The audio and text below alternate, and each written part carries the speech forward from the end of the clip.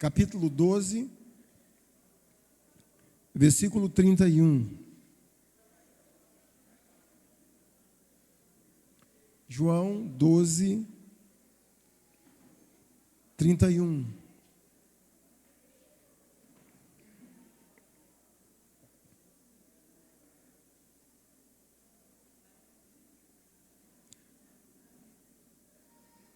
Encontraram? João 12 e 31.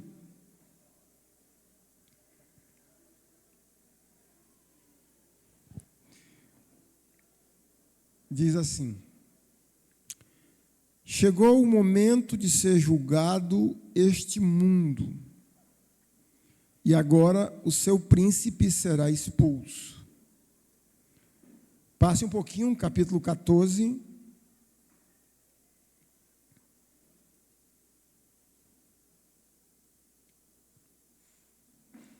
Verso 30.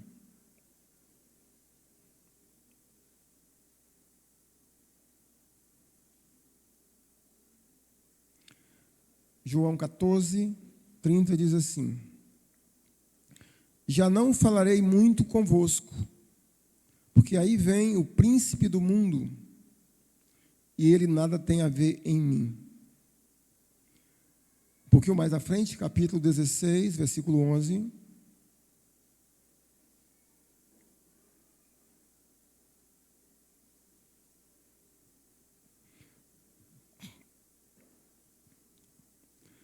Diz assim, o verso 11 está do capítulo 16. Do juízo,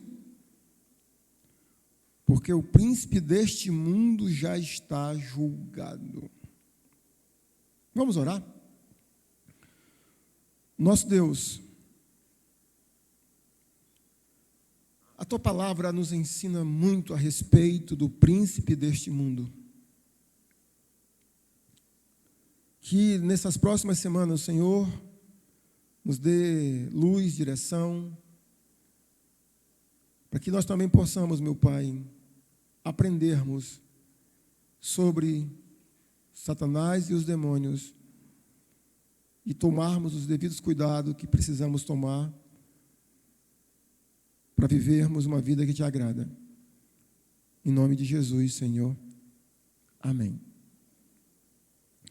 Irmão, você já parou para pensar sobre o que você sabe a respeito do príncipe deste mundo? Esses 3 versos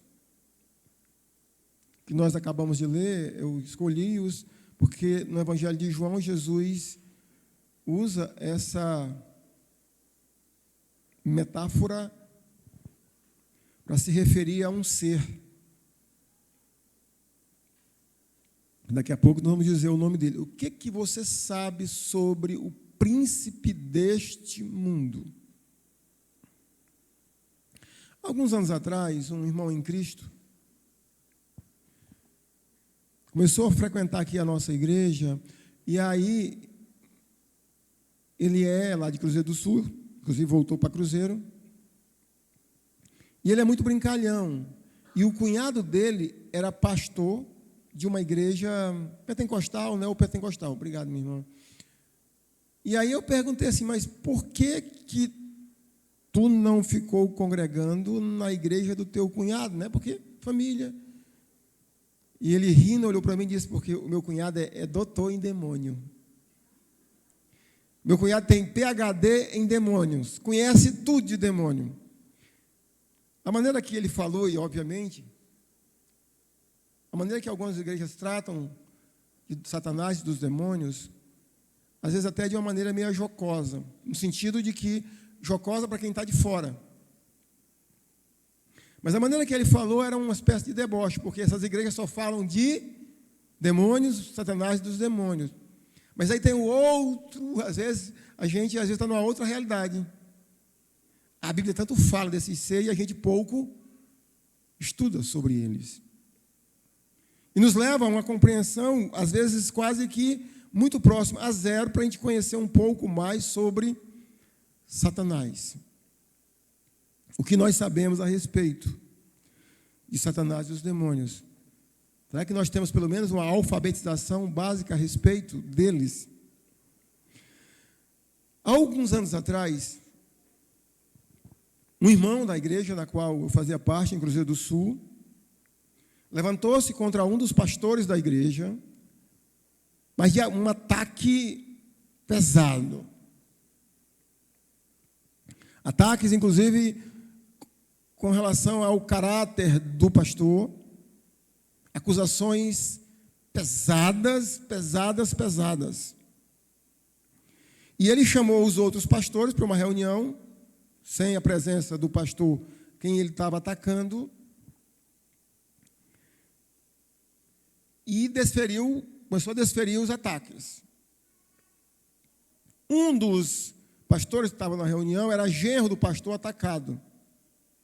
E eu, obviamente, estava ali ouvindo, e é uma coisa que eu sempre busco para a minha vida, é a isenção, é a imparcialidade. Ouvir e ver o que realmente havia sentido em alguma das coisas que ele estava falando.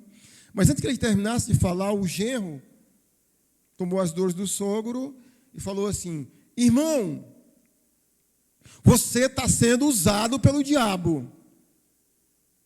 Aí imagina. Aí, como se diz, o negócio entoldou mesmo.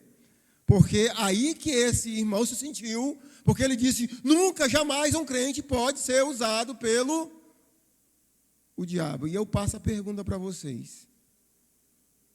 Pelo que vocês sabem, um crente pode ou não pode ser usado pelo diabo? Já parou para pensar sobre isso?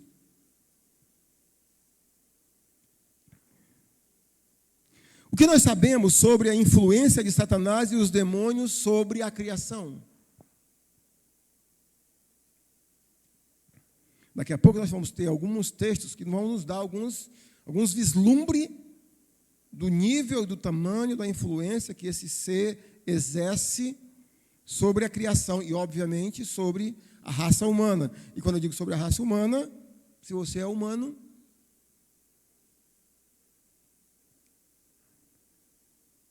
o que sabemos sobre isso? No geral, quando nós falamos sobre a ação de Satanás e dos demônios, o máximo que me parece que a nossa mente concebe pensar é sobre possessão demoníaca. E fica aí.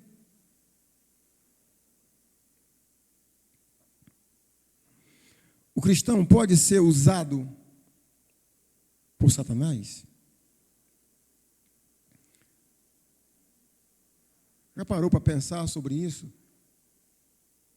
Se eu e você podemos ser usados por Satanás e seus demônios? Um dos textos que nós vamos dar uma observada é em Apocalipse, capítulo 12. Hoje nós vamos ter uma visão assim bem ampla, bem geral da Bíblia a respeito de Satanás e dos demônios. E eu escolhi esse texto, primeiro para que a gente tenha noção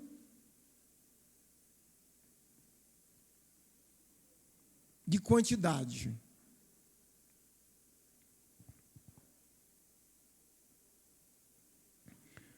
Apocalipse 12, vamos ler do versículo 1 ao 12.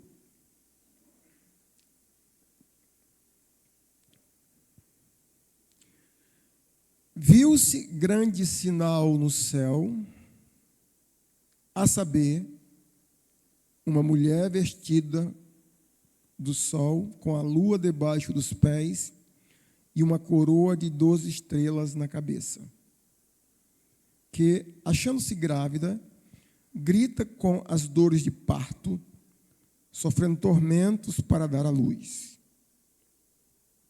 Viu-se também outro sinal no céu, e eis um dragão, grande, vermelho, com 7 cabeças, 10 chifres, e nas cabeças 7 diademas. A sua cauda arrastava a terça parte das estrelas do céu, as quais lançou para a terra. E o dragão se deteve em frente da mulher, que estava para dar à luz, a fim de lhe devorar o filho quando nascesse. Nasceu-lhe, pois, um filho varão, que há de reger todas as nações com cetro de ferro. E seu filho foi arrebatado para Deus até o seu trono. A mulher, porém, fugiu para o deserto, onde lhe havia Deus preparado lugar para que nele a sustentem durante 1260 dias. Houve peleja no céu. Miguel e seus anjos pelejaram contra o dragão. Também pelejaram o dragão e seus anjos. Todavia, não prevaleceram, nem mais se achou no céu o lugar deles. E foi expulso o grande dragão, a antiga serpente, que se chama Diabo e Satanás. Preste atenção na frase. O sedutor de todo o mundo. Sim, foi atirado para a terra. E, com ele, os seus anjos. Então, ouviu grande voz no céu, proclamando: agora veio a salvação, o poder, o reino do nosso Deus e a autoridade do seu Cristo, pois foi expulso o acusador de nossos irmãos, o mesmo que os acusa de dia e de noite diante do nosso Deus. Eles, pois, o venceram por causa do sangue do Cordeiro e por causa da palavra do testemunho que deram e, mesmo em face da morte, não amaram a própria vida. Por isso, festejai, ó céus, e vós, os que neles habitais, ai da terra e do mar, pois o diabo desceu até vós, cheio de grande cólera, sabendo que pouco tempo lhe resta. Deixa eu dar algumas pequenas explicações sobre esse texto. Esse texto ele é incrível porque parece que, se nós pegássemos a ficção científica do cinema, o autor faz um jogo com ele de usar ir para o futuro e depois voltar à eternidade passada. Porque é um texto profético. Parte desse texto trata de um período que vai acontecer chamado de tribulação. É tanto que no versículo 6 diz que o período que Deus vai proteger a mulher no deserto é de 1260 dias. E se você pegar isso e dividir em 30, você vai encontrar 30 meses. Se você dividir 30 meses em 12, você vai encontrar 3 anos e meio. Mas, ao mesmo tempo, nos dá um spoiler de uma cena que nós sabemos por alguns textos do Antigo Testamento que isso aconteceu numa eternidade passada, quando Satanás foi expulso do céu. Perceberam isso? E com a cauda dele ele levou a terça parte das estrelas.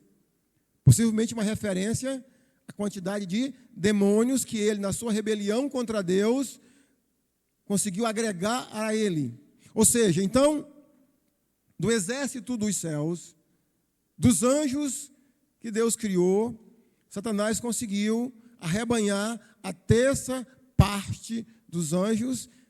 E esses anjos caídos, como é que nós chamamos? Demônios.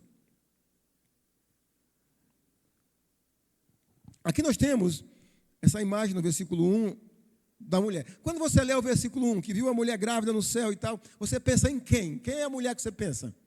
Hã? Quem? O James pensa na Eva. Quem mais pensa em outra mulher? Se você veio do catolicismo, você vai pensar em Maria. Inclusive, lá na catedral, lá de Cruzeiro do Sul, tinha um desenho, não sei se ainda tem, né, dessa imagem, a mulher com um filho nos braços e o dragão, 7 cabeças, as diademas, atacando a mulher. Alguns estudiosos, inclusive, de profecia, entendem que é Maria. Mas, assim, quando eu digo eu, não sou eu especificamente, mas em algum momento da história de Maria, Deus protege ela no deserto por 3 anos e meio, sim ou não? Não. Maria vai para o Egito. Então é um texto futuro. Mas, quando a gente começa a olhar o texto, vi grande sinal no céu, a saber, uma mulher vestida do sol, com a lua debaixo dos pés e uma coroa de 12 estrelas na cabeça. A pergunta é, primeira dica, essa mulher tem 12 estrelas. Isso nos faz lembrar as 12 tribos de Israel. Segundo, quando você lê aquele sonho do José, o José que andava sonhando, José, filho de Jacó, lembra que ele sonhou, que ele viu o sol, a lua, e quantas estrelas se curvando a ele? 11. Né? Era 11, mas aqui você percebe que aparece o sol, a lua, ou seja, está se referindo a Israel. Israel é usada essa metáfora no Antigo Testamento de que ela traria à luz a quem? O Messias. Então, esse menino perseguido é o Messias. É Jesus. A quem o dragão tentou matar. E, obviamente, o dragão, você sabe quem é. E o texto até diz, o dragão, a antiga serpente, o diabo, que é Satanás. Então, você vai começando a entender que esse texto é forte porque aponta para o futuro e aponta para o passado. Alguns detalhes sobre Satanás. Ele é o dragão do versículo 3. Ele arrasta a terça parte das estrelas, ou seja, então, isso é o que eu poderia chamar de exército. Ele arrebanha a terça parte dos céus. E aqui, no verso 7, dá um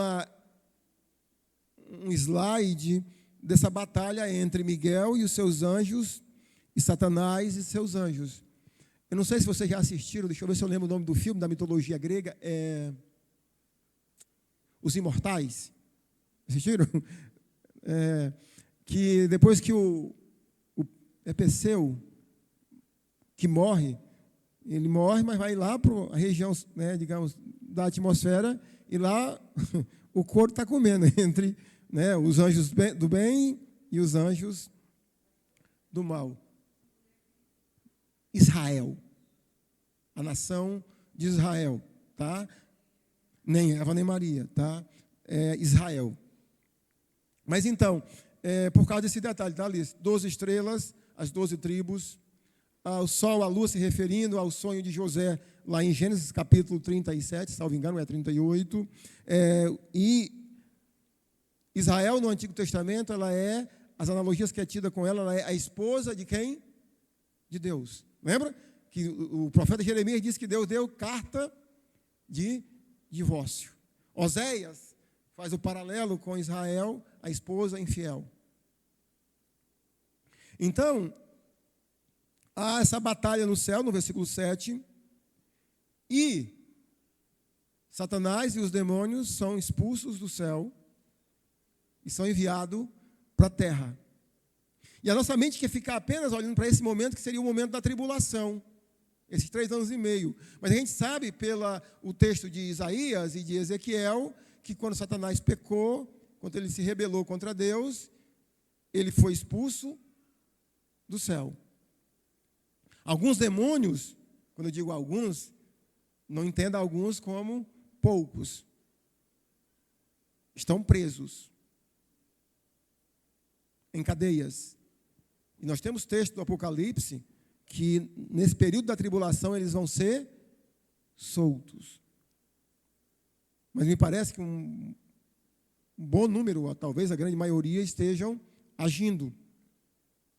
Não era mais para estarem agindo, porque pelo tanto de demônio que esse pessoal amarra, não era para ter mais um só demônio solto. Né? Porque eles amarram o demônio, se você for... Uma das coisas curiosas, os demônios não se multiplicam, a humanidade se multiplica. Né? Talvez você nunca viu uma pessoa endemoniada, possessa. E você talvez ache, possessão, será que existe mesmo? Então, Satanás também é chamado aqui o sedutor, presta atenção, ó, o sedutor de todo o mundo. E também é chamado de o acusador. A quem Satanás acusa? Por que ele é chamado de acusador? Você sabe a quem ele acusa? Você, a mim. O texto diz, o acusador dos irmãos. Por passagens da Bíblia, como o livro de Jó, a gente sabe que Satanás tem acesso ao trono de Deus. Por passagens como, a gente vai até ler ela hoje, 2 Reis, os demônios têm acesso ao trono de Deus. E quando Satanás está diante de Deus, me parece que a principal, talvez a única função dele, é dizer assim, está vendo Deus, que hoje a Alice não veio para a escola dominical? Está vendo Deus, que hoje a Helenice estava com preguiça de vir para a escola dominical, espero que seja. Mas isso aí do Satanás não acusa não, né? Satanás vai louvar. Mesmo com preguiça, você levantou-se e veio. Né? Tem gente que diz assim, eu não vou para a igreja porque eu não estava com... se eu viesse para a igreja só quando eu estivesse com vontade. Se o culto fosse na quarta-feira e o Flamengo estivesse jogando, eu não viria. Mas então, o Satanás está acusando. Está vendo? Está vendo? Está vendo? Está vendo? Então ele é o acusador. No Evangelho de João, os textos que nós lemos, Jesus deu o título a Satanás, o príncipe deste mundo. O que eu irei falar agora são meras especulações que não tem como a gente provar na Bíblia sobre, mas eu quero expandir essa ideia de Satanás como o príncipe deste mundo. Porque às vezes, na nossa insensatez intelectual, a gente pensa que Satanás só está agindo nos nossos dias, não é verdade? A gente pega histórias do passado, pessoas do passado, e a gente tende a querer pensar que hoje Satanás está agindo. Naquele tempo, Satanás não agia. Mas a pergunta é, o próprio Jesus falou assim, nos seus dias, o mundo jaz no maligno. Estou falando de 2000 anos atrás.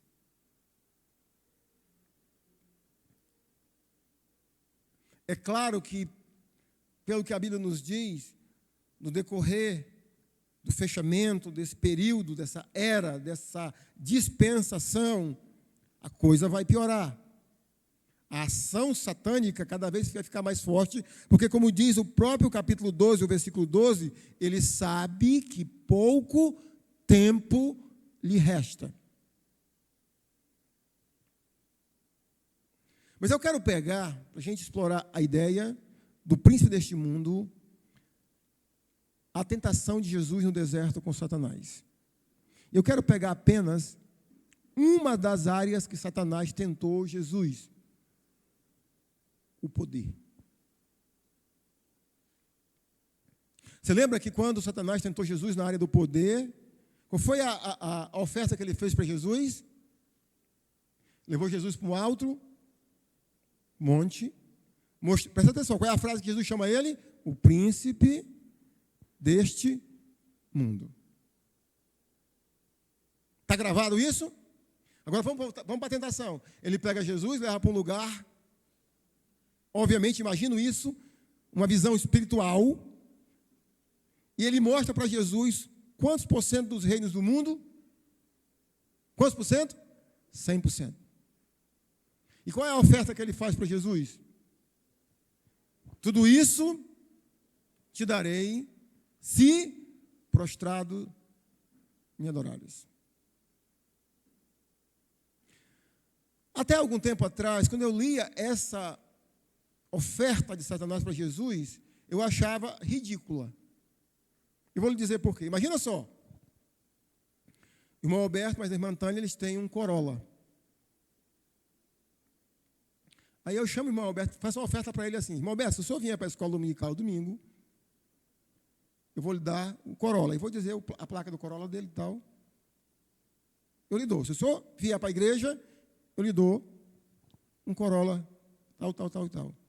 Por que é sem sentido? Porque de quem é o Corolla? Como é que eu vou dar algo que não é meu? Então, eu olhava essa passagem apenas assim, mas como é que Satanás oferece algo para Jesus fazer algo que, se Jesus fizer, ele vai dar a Jesus aquilo que já é dele?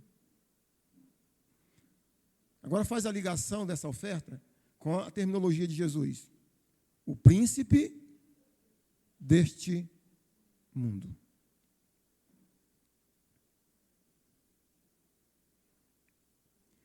Meus irmãos, a dedução que a minha mente faz é que dentro do plano soberano de Deus, esse mundo, que é difícil a gente conceituar o que seria. Por exemplo, na próxima aula a gente vai ver, ou nas próximas aulas, uma frase que Paulo usa no capítulo 2 de Efésios. Ele chama Satanás o príncipe da potestade do ar.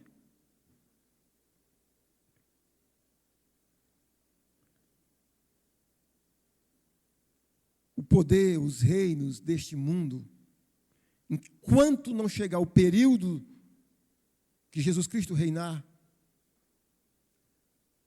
foi dado a quem? A Satanás.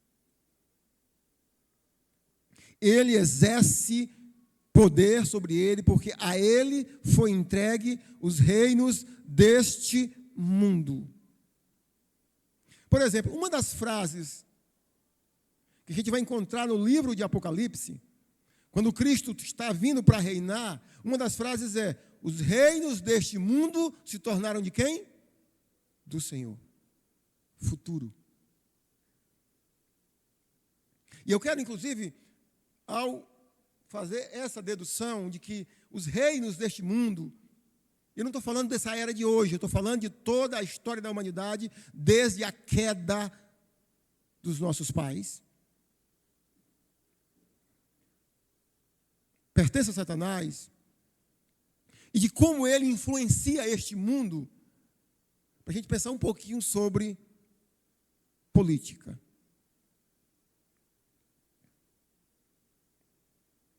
Às vezes a nossa mente quer pensar que, por exemplo, determinada ideologia política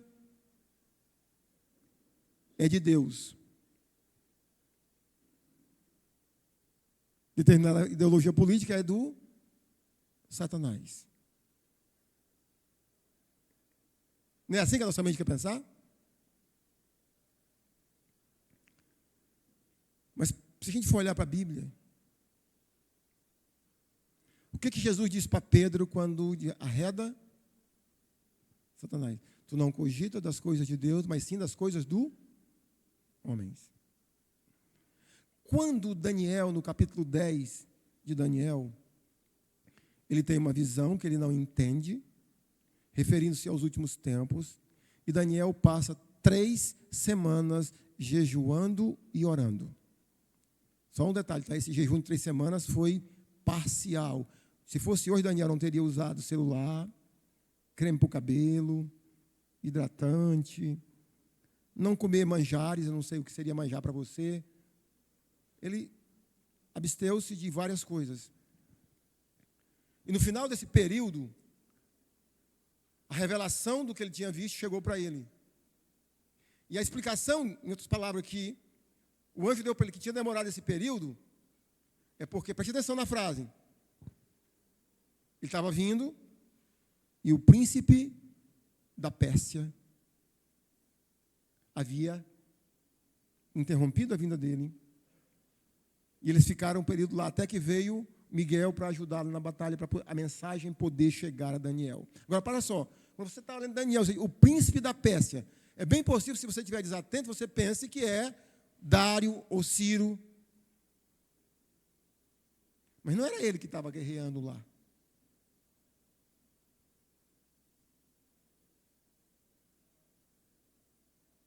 Era um demônio ou uma hoste de demônio, Satanás. Fazia parte de que governo? Da Pérsia. É claro que os planos dos demônios colaboram com a vontade de Deus, porque foi a Pérsia, com a Média, que trouxe a libertação dos 70 anos de cativeiro para Israel. Mas quem interrompeu a mensagem chegar para Daniel foi o príncipe da Pérsia.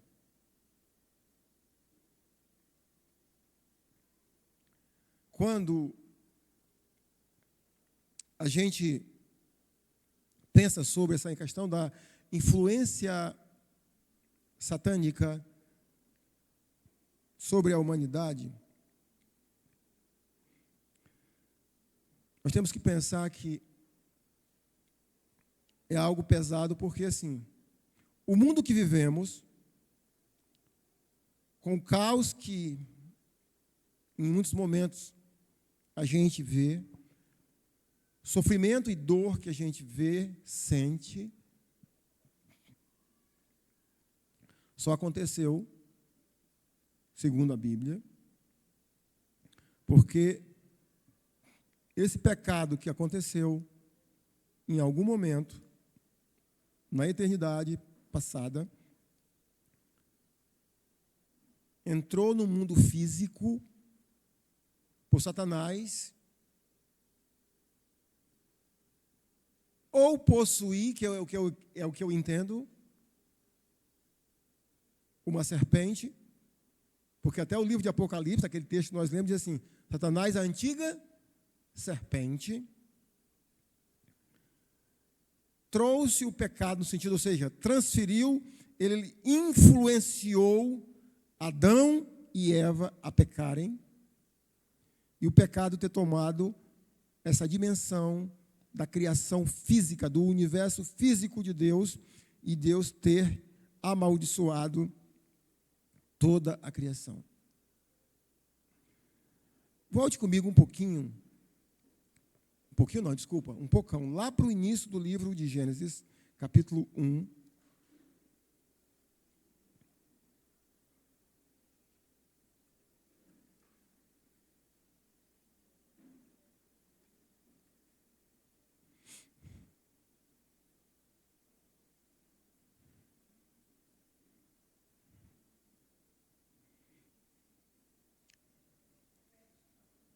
Gênesis 1. Vamos ler só o verso 31, tá? Inicialmente. Gênesis 1.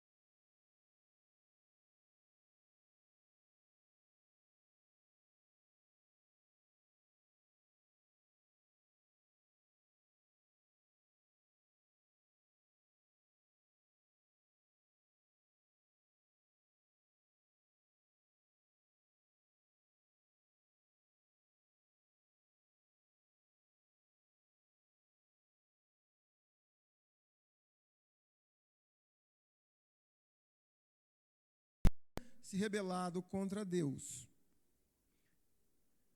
Eu tenho dúvidas, porque eu entendo o capítulo 2 de Gênesis como um parêntese ao capítulo 1.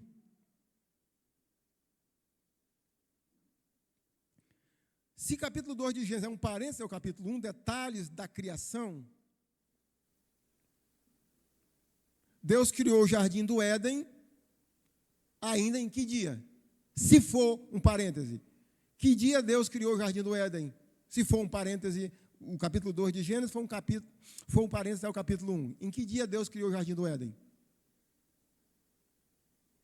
No máximo, no sexto dia, porque Deus criou tudo até o sexto dia. Certo? Estão pegando a minha lógica?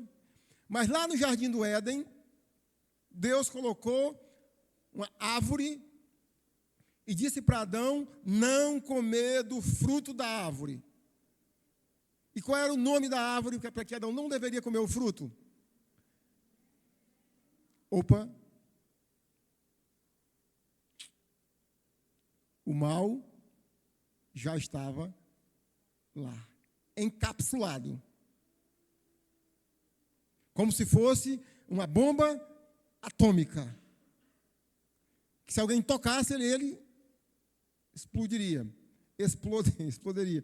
Então, o que eu estou falando aqui, irmãos, são apenas conjecturas, tá? Mas entendo que no capítulo 2 de Gênesis vai dizer a formação da mulher. E a mulher foi formada em que dia? No sexto, o mesmo dia que o homem foi formado. Então, de alguma maneira, o mal já existia. Agora, o que nós temos que ter com clareza é que se o mal existia dentro do processo de criação de Deus, ou seja, Satanás já era Satanás, o mal, no sentido de moral, não havia ainda penetrado na criação física de Deus, no universo palpável, no físico. O mal tinha se expandido na eternidade. Quero lhe mostrar mais pelo menos um texto para a gente chegar a 3 detalhes importantes. Venha comigo para Isaías, capítulo 14.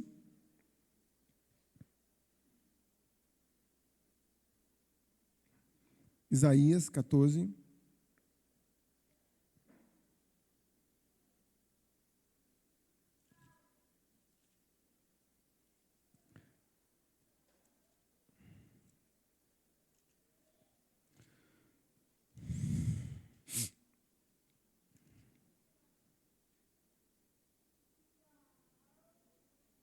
Verso 12 ao 15.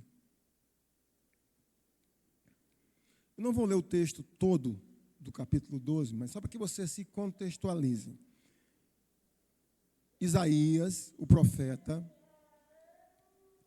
está se referindo ao Império Babilônico, que seria um império futuro, que viria e levaria Israel para o cativeiro. Daniel falou do cativeiro estando no cativeiro. Isaías falou do cativeiro, o cativeiro estando há mais de 100 anos à sua frente. Ele está falando do cativeiro da Babilônia, desse governador babilônico, desse imperador babilônico, desse rei babilônico, e de repente ele começa a falar, verso 12, o seguinte: como caíste do céu, ó estrela da manhã, filho da alva. Na verdade, não é nem uma pergunta, é uma exclamação. Lembra que lá no livro de Apocalipse, João se refere à hoste satânica, aos demônios, como estrelas do céu. Aqui, Isaías refere-se a esse ser, chamando de estrela da manhã, filho da alva.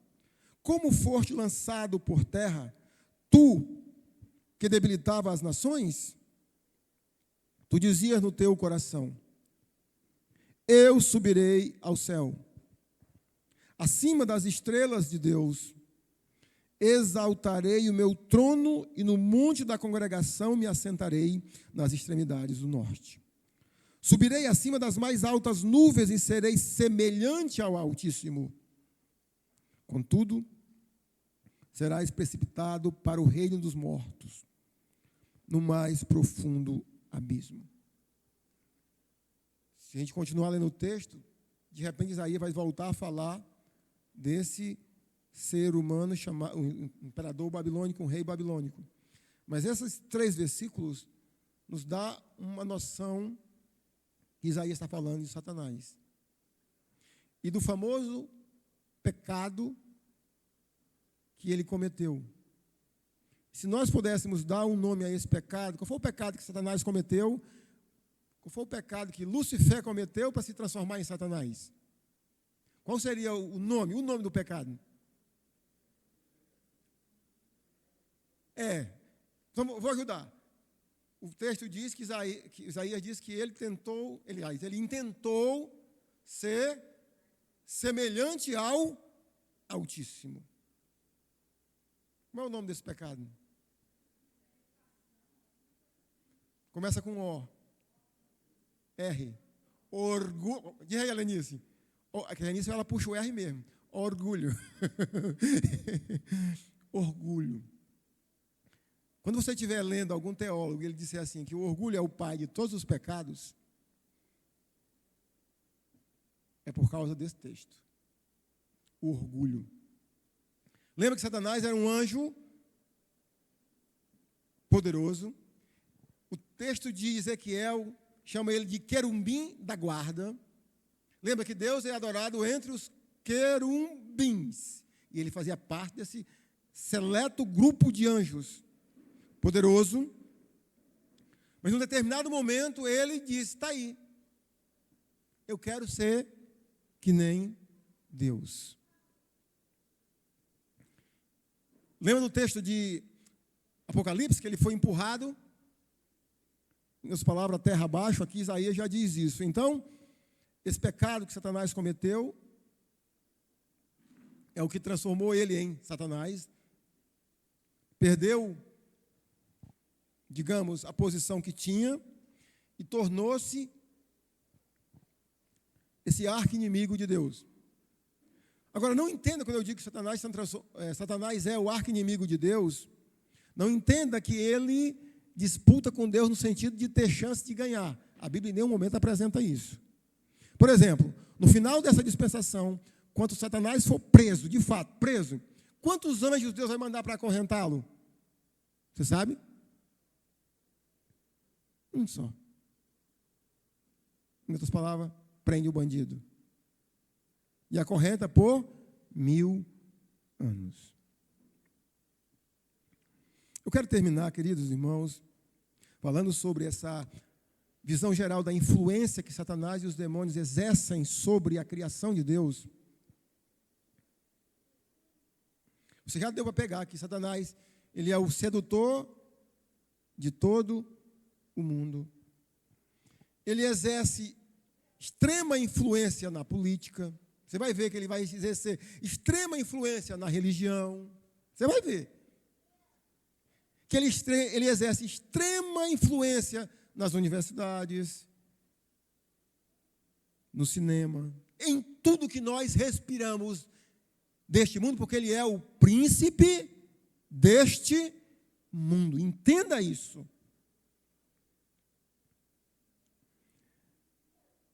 Vamos ver 3 formas que Satanás exerce com os demônios essa influência sobre a humanidade. O primeiro texto, Mateus, capítulo 8.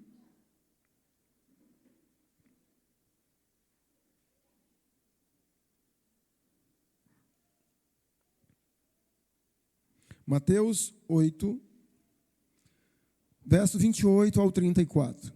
Não tenho tempo para comentários, tá? São bem...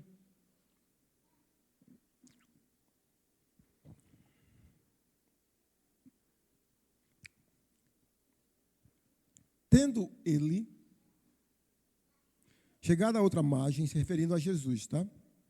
A terra dos Gadarenos, vieram-lhe ao encontro 2 endemoniados, saindo dentre os sepulcros, e a tal ponto furiosos, que ninguém podia passar por aquele caminho. E eis que gritaram: que temos nós contigo, ó Filho de Deus? Vieste aqui atormentar-nos antes do tempo? Ora, andava pastando, não longe deles, uma grande manada de porcos. Então, os demônios lhe rogavam: se nos expele, manda-nos para a manada de porcos. Pois ide, ordenou-lhe Jesus, e eles, saindo, passaram para os porcos, e eis que toda a manada se precipitou do despenhadeiro abaixo, para dentro do mar, e nas águas pereceram. Fugiram os porqueiros e, chegando à cidade, contaram todas as coisas e o que acontecera aos endemoniados. Então, a cidade toda saiu para encontrar-se com Jesus, e vendo, lhe rogaram que ele se retirasse da terra deles. Pergunta para vocês: que tipo de influência os demônios aqui exerciam sobre esses dois homens? Que tipo de influência é essa? Como é que é o nome? Diz aí, Guilherme. Possessão demoníaca. É o primeiro tipo. E esse, no geral, é o que a gente pensa. Possessão demoníaca. É algo que Satanás já fez isso com a serpente lá no começo. Agora, só um detalhe importante sobre possessão, que é possível que, mesmo na possessão demoníaca, possível que a pessoa que esteja sendo possessa por Satanás, por demônios, que eu imagino que Satanás só vai possuir um homem. Como é o nome dele? O anticristo. Lembra que ele exerce poder na política? Eu ia até falar, quando eu falei do dragão lá em Apocalipse. O dragão ali, com 7 cabeças, 7 chifres, diademas, é um homem. E esse homem é o anticristo. Mas então, é possível que um ser humano possesso ele não perda todas as suas faculdades intelectuais. Vou lhe dar 2 pistas. Uma delas, na nossa mente, que culpa a serpente tem de ter sido possuída por Satanás? Na nossa mente, que culpa? Mas Deus responsabiliza ela, sim ou não?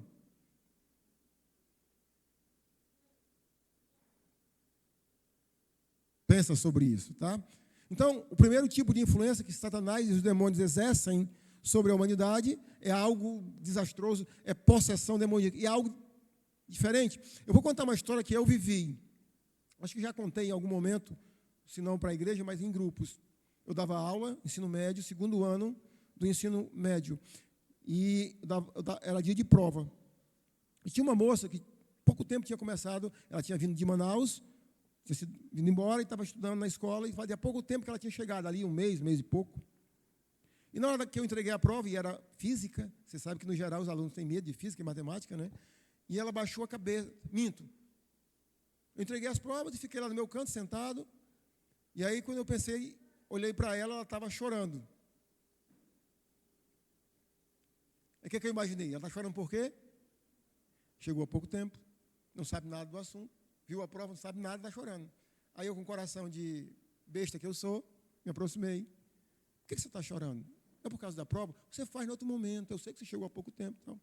Aí disse, não, professor. É porque eu tenho um problema que eu estou bem e me baixa uma profunda tristeza, que eu começo a chorar. Em seguida veio uma forte dor de cabeça, que no geral eu desmaio. Quando eu torno a minha sensatez, é os meus pais e a família contando o que aconteceu, o que ela fez, e que ela mudou a voz. Aí quando ela falou isso, eu já me sentei. Aí nesse dia teve cola de tudo quanto é tipo, né? Porque eu me sentei e fui evangelizar a moça. Eu orei por ela, de maneira, né, tanto quanto discreta, conversei com ela, e naquele dia, ela não foi possessa. Aí ela disse, vá lá em casa, professor. Para o senhor conversar com meus pais e comigo. Eu disse, eu não vou sozinho, fica comigo, eu não vou sozinho não. Aí chamei um outro pastor da igreja, a gente foi, lá foi constatado, e o pai dela falou, eu sei que é demônio. O pai dela é um oficial do bombeiro, hoje aposentado. E a minha avó mexia com isso. Já vai dar um spoiler para a próxima aula, tá? Alguém da minha, ou seja, minha avó, minha mãe e minha filha mesmo não querendo nada com isso. Isso atormenta ela. Possessão demoníaca. Segundo meio que Satanás exerce a sua influência sobre a humanidade, o tempo está terminando, não vou nem ler o texto. É uma frase que a gente chama muito, assim, opressão demoníaca. Eu vou fazer a pergunta, os jovens não podem dar o spoiler, tá? Aí, se vocês não responderem, os adultos, aí vocês podem dar. Me diga um exemplo de opressão demoníaca na Bíblia. Não estou falando que tem só um, tá? Eu estou lembrando de um. Elias. Muito bem, Léa. Saul. Foi não? Quem foi? Foi a senhora? Foi a irmã da Lila. Saul. Ah, eu lembrei porque só deu spoiler. Lembrei. Saul. Ali é um caso bem... Elias, pode até ser, irmã Helenice, né? Mas ali tem muito mais a ver com a depressão, ou o que hoje se chama na psicologia, aquela doença chamada burnout. Algo, excesso de trabalho, né? É bem capaz que tenha sido aquilo. Mas então, Saul, quando Davi é ungido rei de Israel, lá na surdina, aí o Espírito do Senhor, que tinha selado, ungido Saul, vai para quem? Para Davi. E o texto diz que a partir daquele momento, um espírito maligno vindo da parte de Deus atormenta Saul. Então, é um caso assim, bem claro que a mim me lembra, assim, que eu consigo conceituar como opressão demoníaca. E só um detalhe, tá? Quantos de nós que, num passado sem Cristo, tiveram algum contato com algo, no sentido, contato que eu digo assim, ou de possessão, ou de demoníaca, muitos ainda, ou alguns ainda, depois da conversão, são atormentados ainda. Eu conheço uma história de uma pessoa que já congregou conosco aqui muito tempo, que ela foi a Cristo por causa de crises demoníacas. A pessoa que conheceu ela, que tornou-se o marido dela, levou ela para o pastor, e nesse processo ela entregou a vida a Cristo, mas mesmo depois de convertida, ela ouvia os assobios, os barulhos, pedras sendo jogadas nela, e não era ninguém. Então, o segundo caso que os demônios e Satanás influenciam a humanidade é opressão demoníaca, até mesmo por meio de doença. Tem um caso, até preguei ele algum tempo atrás aqui na igreja, há pouco tempo. Lembra daquele caso que Lucas cita da mulher que há 18 anos vivia encurvada?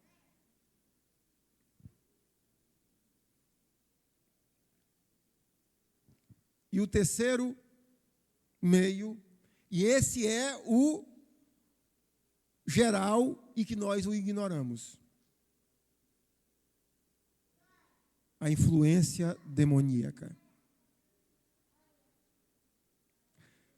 Vou lembrar vocês um texto que fica assim, rasgado, que Satanás, os demônios, influenciam até mesmo os crentes. Capítulo 16 de Mateus. Jesus, pelo versículo 16, mais ou menos, faz a pergunta para os discípulos. O que dizem as pessoas, quem sou eu? Lembra desse texto? Aí o discípulo começa a dizer, né? Um diz que é Elias, outro diz que é João Batista, ou algum dos profetas. Aí Jesus olha para os discípulos e diz assim, mas vocês, o que dizem que eu sou? Aí o que é que Pedro diz? Tu és o Cristo, o Filho do Deus vivo. Jesus responde para ele, Pedro, não foi carne e sangue que te revelou isso, foi o meu Pai que está nos céus. Portanto, eu te digo que tu és Pedro, e sob esta pedra edificarei a minha igreja, e as portas do inferno não prevalecerão contra ela. O texto seguinte, de Mateus 16, eu acho que até anotei aqui, a partir do verso 21, Jesus começa a dizer aos discípulos como ele é o Messias, importa que o Messias seja traído, preso, condenado, morto, sepultado. E o que Pedro começa a dizer? Longe de ti, Senhor, isso não vai te acontecer. E o que Jesus diz para Pedro? Arreda Satanás. Eu não vou mais alugar a Alice, eu vou alugar o Tauan agora. Escapou fedendo, tá, Léo? A ideia que eu entendo desse texto é o seguinte: eles estão andando aqui, Jesus na frente e os discípulos aqui atrás. Jesus começa a dizer o que vai acontecer com ele. Pedro começa a reprovar Jesus. Quando Jesus olha para Pedro, quem que Jesus vê na orelha de Pedro cochichando? Quem Jesus vê? Satanás. Satanás. E Jesus diz igual ao meu avô, arreda Satanás. Então, quando a gente for ver textos como o príncipe da potestade do ar, império das trevas, a gente vai entendendo quanto esse mundo ele é influenciado por Satanás e os demônios. E qual é o objetivo de tudo isso, meu irmão, minha irmã? Para nós nos protegermos. E vamos usar, inclusive, um texto que é a receita para nos protegermos. Alguém lembra qual é o texto que nós temos a receita de A a Z para nos protegermos das ciladas de Satanás? Alguém lembra o texto? Mas tem um texto mais detalhado. Efésios, capítulo 6, a partir do verso 10, onde Paulo diz assim, que nós devemos vestir a vestidura do guerreiro. Lembra? O capacete da fé, a espada do Espírito. A gente vai chegar nesse texto, eu espero que eu consiga transmitir para vocês aquilo que Deus tem transmitido ao meu coração, o quão nós dependemos de Deus para nos protegermos das ciladas do diabo. E Paulo diz, a nossa luta não é contra a carne, mas contra principados e potestades, contra os poderes deste mundo tenebroso. Vamos orar? Fique de pé. Irmão Reginaldo, ora para nós. Toma aqui o microfone, chega aqui.